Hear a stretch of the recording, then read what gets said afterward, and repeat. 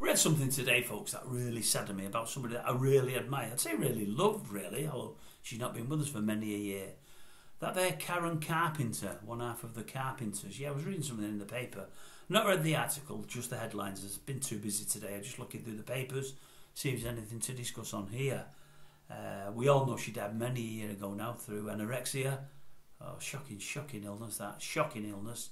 Probably the most high-profile person we've ever known to have it. Lena followed her a good few years later, but I think Karen was by far and away the bigger star.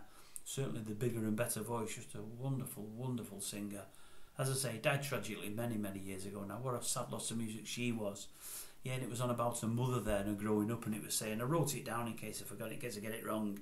Her mother was always at her corner for her weight, and she said, yeah, her mother said she was very hefty. She was a hefty child, and she actually took her to the doctors to put her on various diets, and that was the start and the spiral which she got on, which involved losing bundles and bundles and bundles of weight, finally anorexic for a good while, and then finally died. The other issue was her mother had a favourite, and the favourite was Richard. That's her brother. He was I think he composed a lot of the stuff that they did. I think he played piano. I think he's a very clever fella.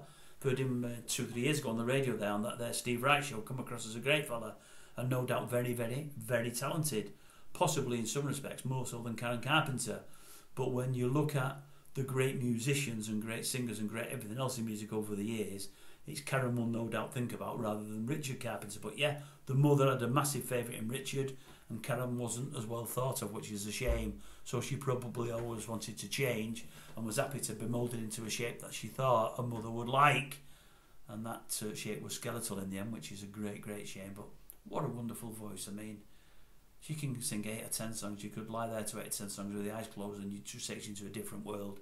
I don't listen to the Carpenters much, I must admit, but when a song comes on, maybe I'm in the car and I'm stopped and I listen, and you think, what a vocalist, you know, one of the great vocalists of all time. She's often forgotten, but wonderful, wonderful voice. Really, really was. Like velvet, if you like. It was beautiful. Anyway, sometimes, folks, you can be too hard on your children. You can say something you shouldn't say, and it can result in things like what happened to young Karen there, because obviously she would have been young at the time. Pity she still isn't with us. But that said, we do still have her music, and that's important.